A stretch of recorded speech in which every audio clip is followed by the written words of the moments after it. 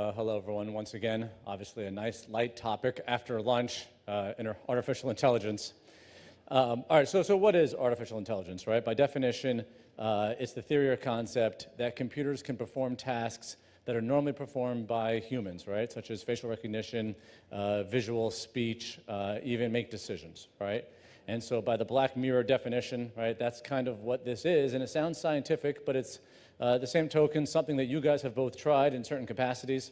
And so I think what I'd like to do is, by the name of the speech today is, the great debate.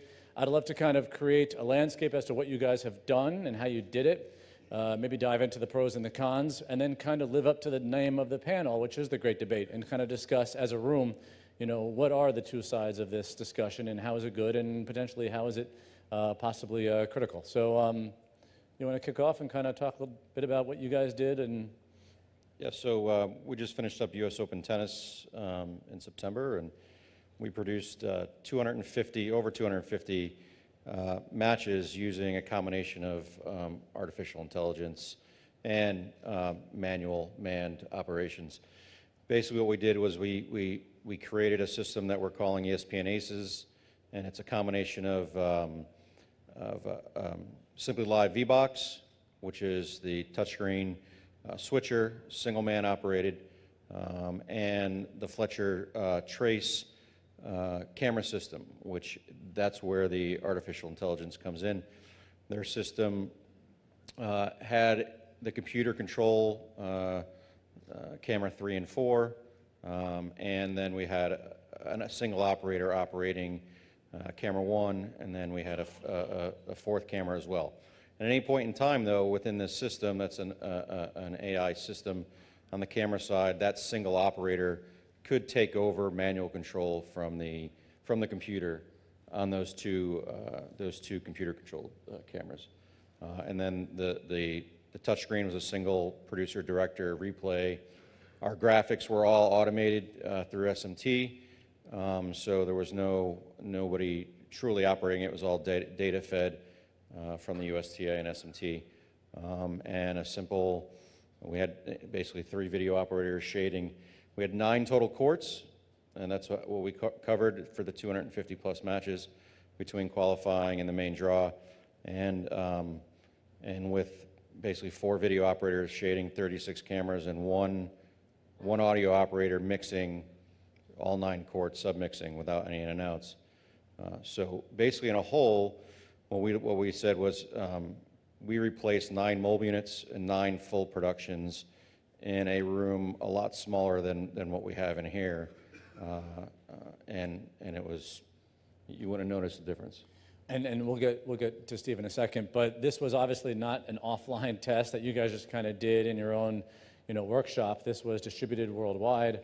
Was there anyone who came back to you and said, hey, we noticed this isn't normal camera coverage, or did everyone just kind of say, all right, this is our feed and we're good to go?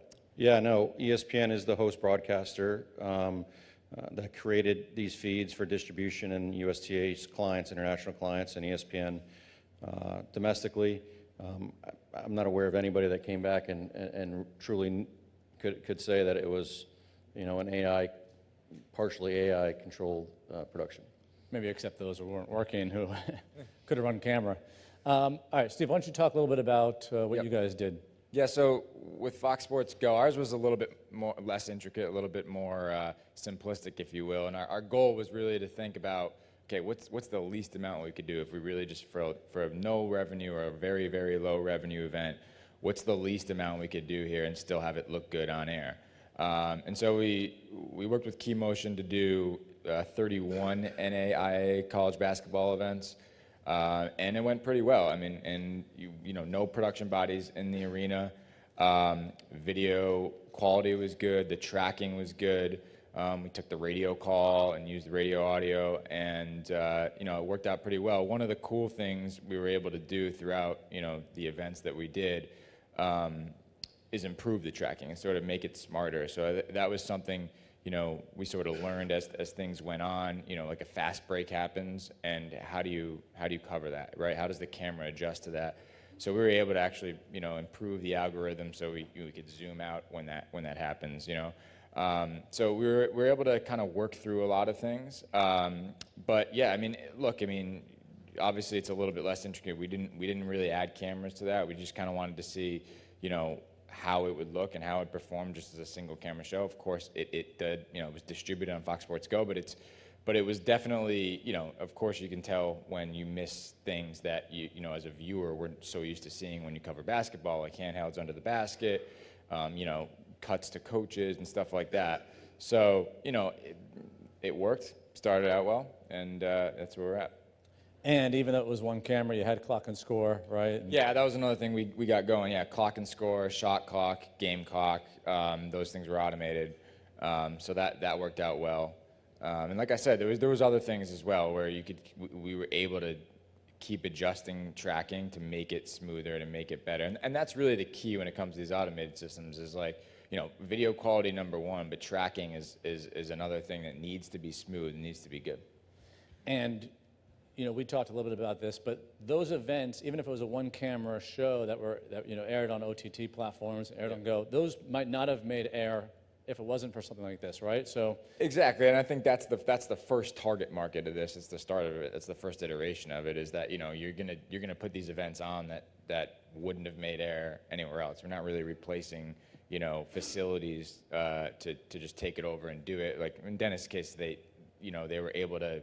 There were events, again, Dennis, you didn't think you were going to cover those 9 courts either unless you do this, right? So, I mean, I think that's where you're going to see the first iteration, that these you know, sort of automated production events or AI events are going to be born out of, you know, necessity.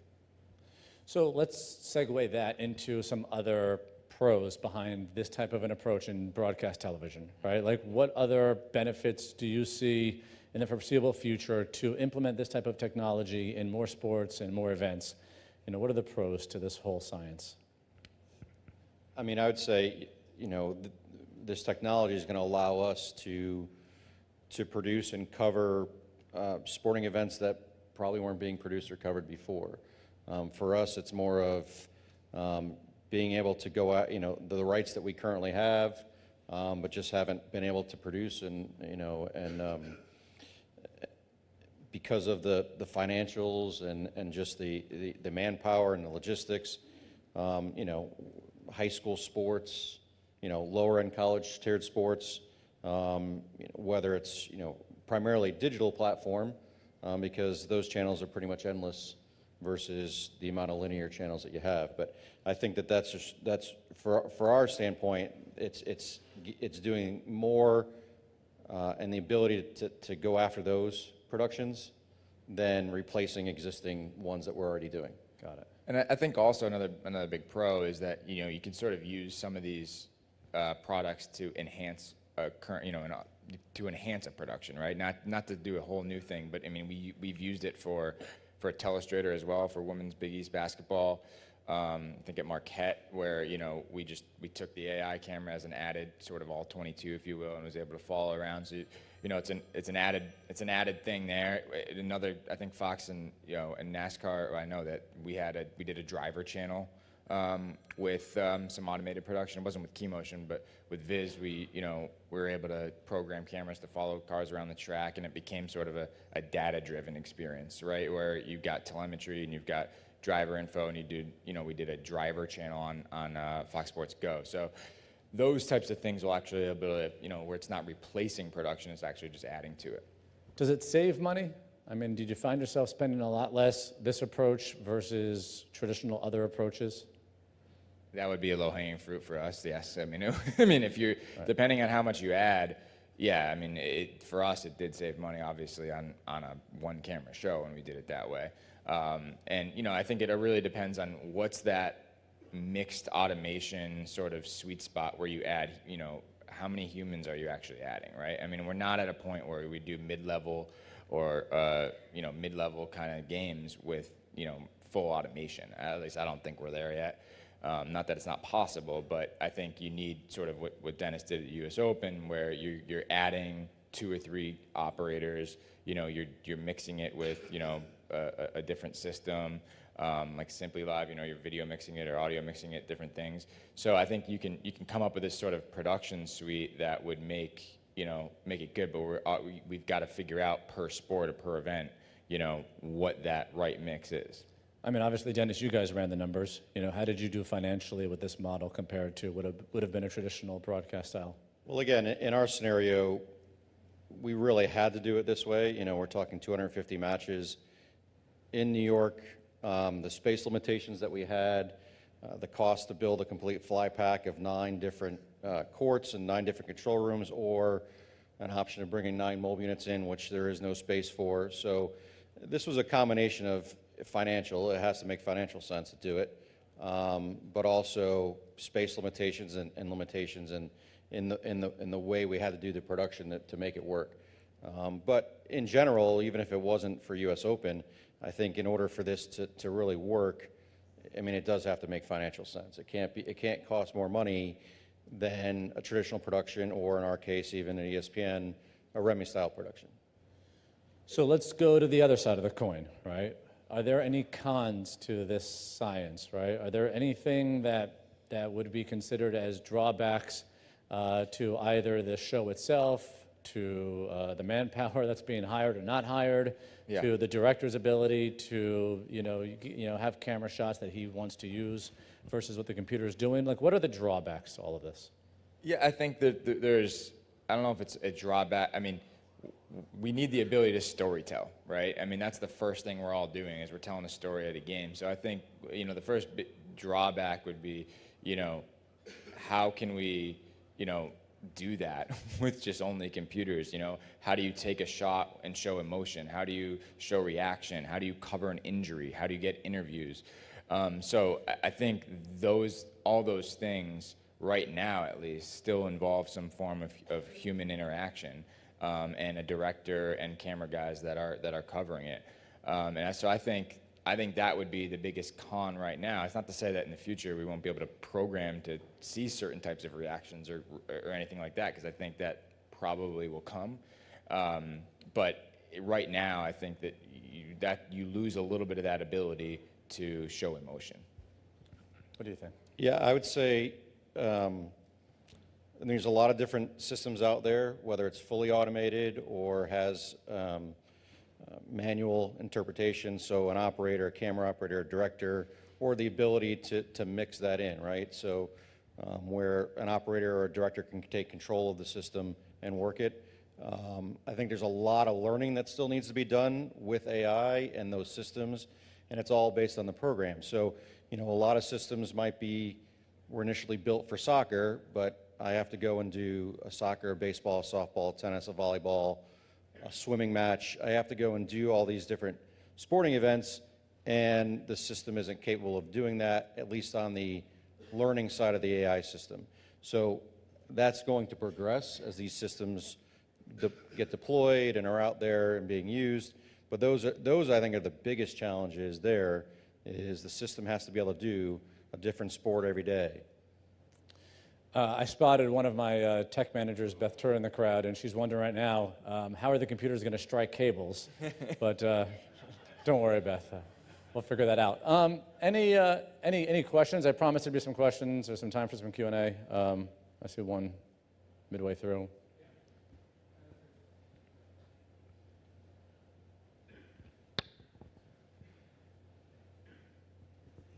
Check.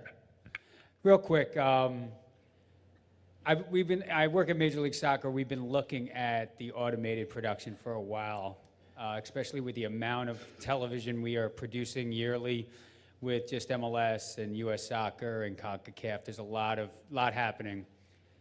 My biggest concern with automated production, and I want to get what you guys think here, is game coverage makes sense, especially like in tennis or basketball or soccer, where for a low-level production, it's just panning left and right, and that's as much as you're really going to get out of it. It is the pregame, halftime, and postgame when there's true production happening with playback, features, bumps, all that stuff. Do you see that happening anytime soon with automated production where they're doing a full-blown broadcast?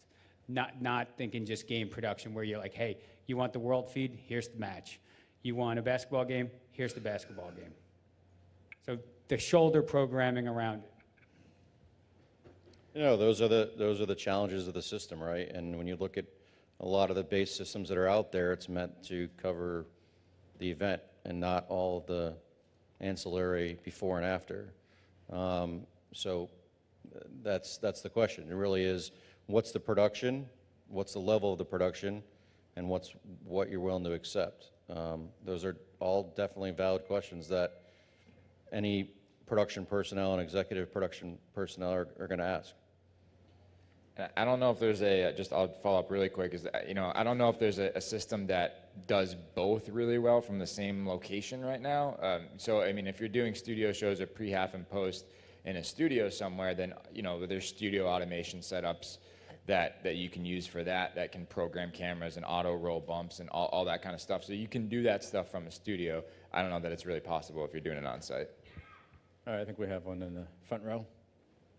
Yeah, so at what point do you look at the post side of this? So you have the financial win with being able to do more coverage, but then at what point does that become a wash? Because on the post side, you're now using resources that you wouldn't normally have had to use once everything's captured in the system. Like to clean up the show and put it together and assemble it? Yeah. I mean, primarily, we're thinking mostly about live production when we do it. So, but yeah, of course, you do need to think about, archiving, what you're doing with it after. Are you editing it? Are you reposting it? Are you, airing it on a different channel? So that all that stuff needs to. But we currently do that in live production. It'll still need to get done. So I don't know you'll save dollars in post doing that. I don't think you would. Any other questions? Listen, next year a computer is going to be hosting this panel, so let's. All right, good night. No. So where does this go next year, right? Like in the next 12 months, I had said to you guys when we were on the phone that I think this panel continues to grow every year, right? This year it was, you two guys tried it, and I think next year you're going to see a couple more people up here joining us. But what do you think happens in the next 12 months, right? Is it more of the same? Does it migrate to maybe bigger stages, bigger events? What do you guys think? What's in the cards? I mean, we're very interested in this technology, whether it's in a hybrid approach, which is what we're doing right now, and again, to see where this technology, how the technology and the computers grow and learn. I don't see right now it being used for any of our larger events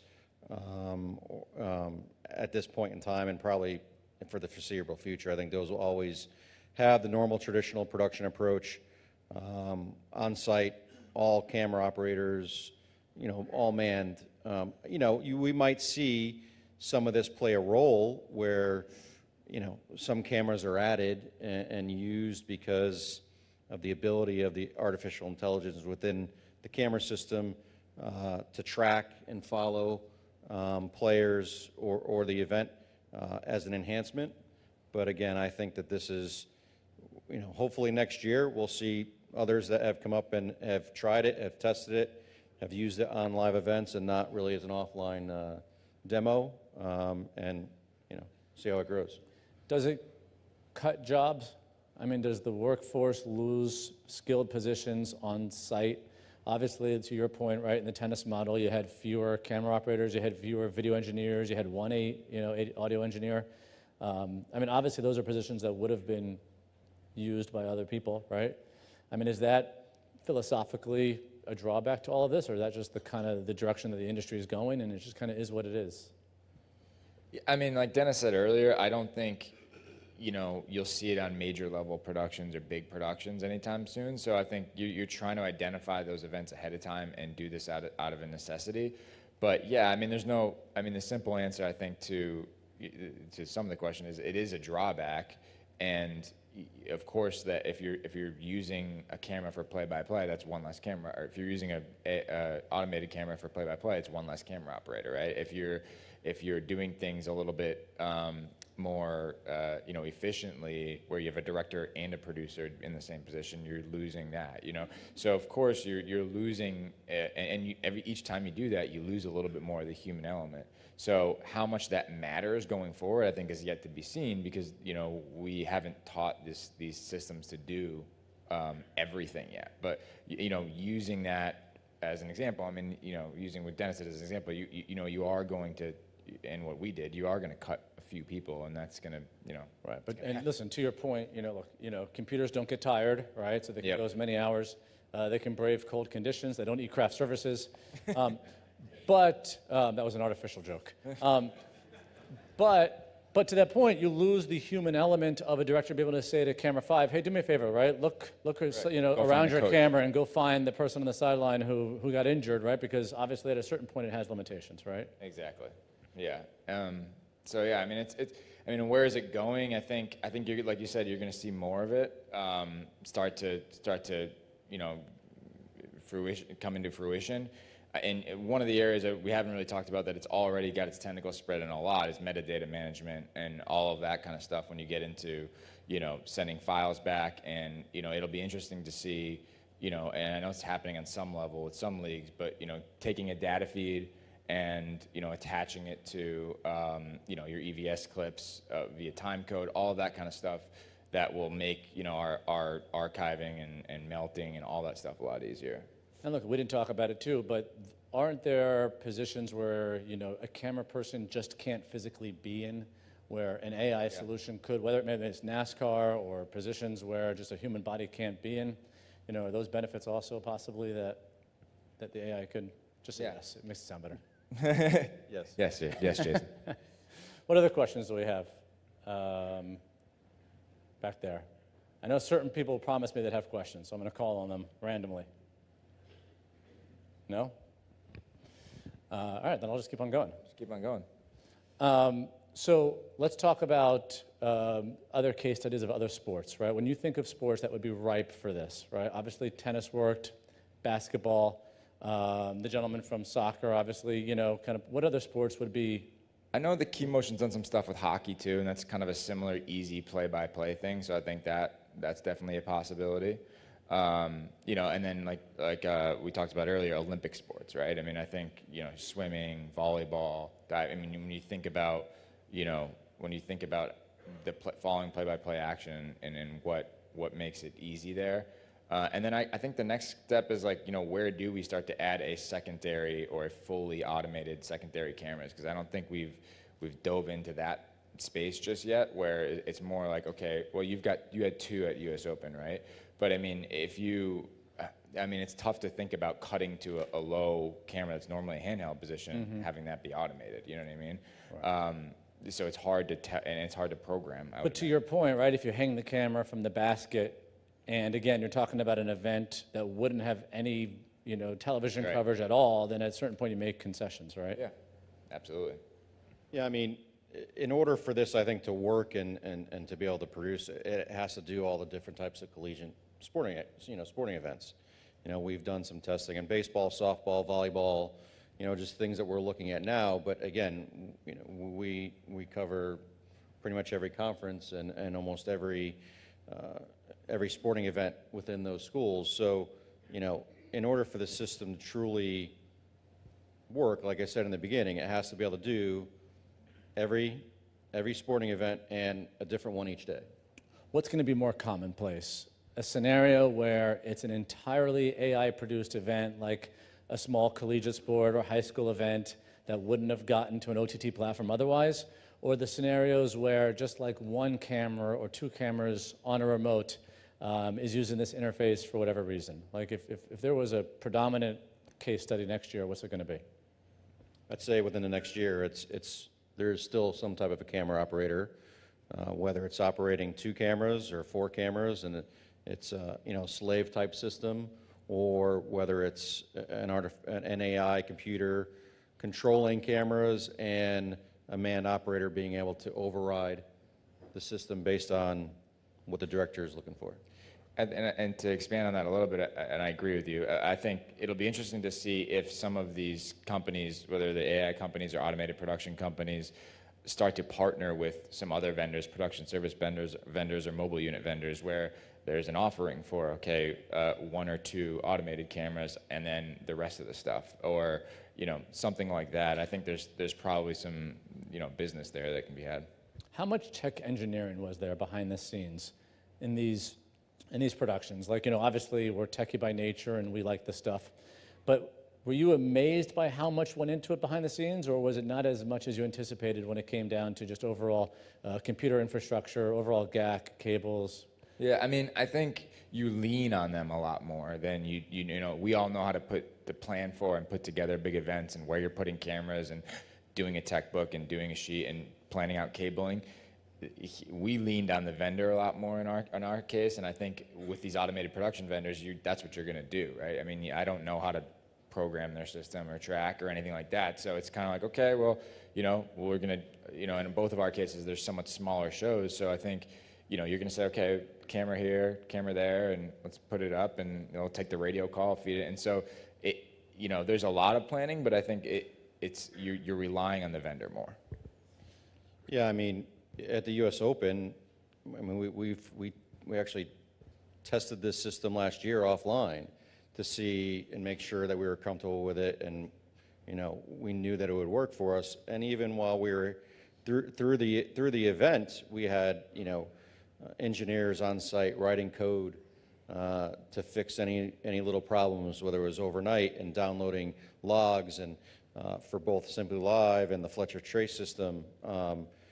Always making adjustments, and again, that's part of, there's still some manual part to this. The computer isn't fixing itself to rewrite its own code. Right. So, and that worked out, but again, there was still a lot of on-site engineering, just like you would in a mobile unit, with an engineering. And then just real quickly, because Ken's about to clip my mic, just real quickly, we didn't talk about graphics at all. Right? We kept talking about cameras and camera placement and camera cuts. How did the graphics work automated for you? Were you successful, seamless integration? Yeah, I mean, ours was, again, because the event is a data-driven event with SMT, we took their graphics straight into the V-Box, and there was no real interaction other than the director keying the SMT source for the entire event. And again, everything had its own, it was pre-programmed as to what to do based on all the timing and scoring that took place. So for us, on this event, it was seamless.